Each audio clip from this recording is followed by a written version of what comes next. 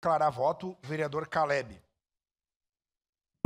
Presidente, eu só quero declarar o voto, obviamente, né? A oportunidade é para essa, mas lembrar os colegas de que uma ditadura ela não acontece igual a inauguração de uma praça, né? Que você vai lá, puxa uma plaquinha e diz assim, bem-vindos à ditadura. É o mito do sapo dentro da panela.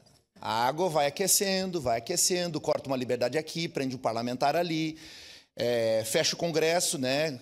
Esses dias alguém defendeu o fechamento do Congresso aqui, depois o outro parlamentar do mesmo partido disse, não, isso é um absurdo. Então vejam que dentro do próprio partido existe divergência.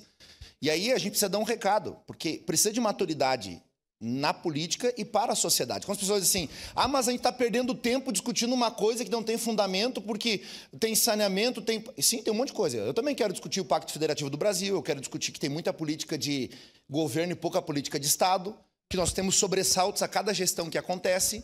Também quero discutir a história, porque dizer que governo de direita foi a maioria dos que assumiram o Brasil é deboche, né? Dizer que a direita mais governou o Brasil do que a esquerda. A direita começou a ser direita de 2007, 2008 para cá e teve um reverberamento de fato de 2017 em diante. Mas, de novo, não vou entrar nesse mérito porque a discussão não é essa. Agora, lembrar os colegas que, obviamente, essa PEC ela não vai passar no Senado. É só abrir as manchetes aqui, os colegas vão ver. Já tem um bloco de mais de 50 senadores que vai votar contra, é capaz de não ser aprovado no segundo turno do Congresso.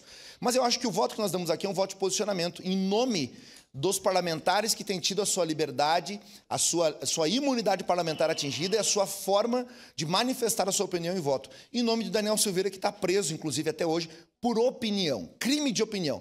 Há 40 anos atrás, nós teríamos gente com o pulso para cima, dizendo fora fascista, recua e anistia. Hoje, esse mesmo grupo que foi anistiado é contra e diz ser a favor do combate à corrupção. Então, em nome dessa incongruência que nós estamos vendo, é que o meu voto é contra esta moção. Agora, não é o cenário ideal.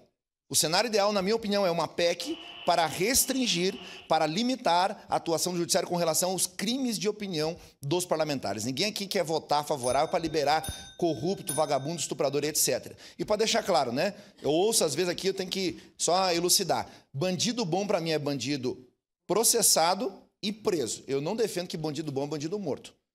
Eu defendo que ele é processado e preso dentro do regimento da lei que existe, que inclusive está sendo descumprido no país. Obrigado, presidente. Obrigado, vereador Caleb. Em declaração de voto, vereador André.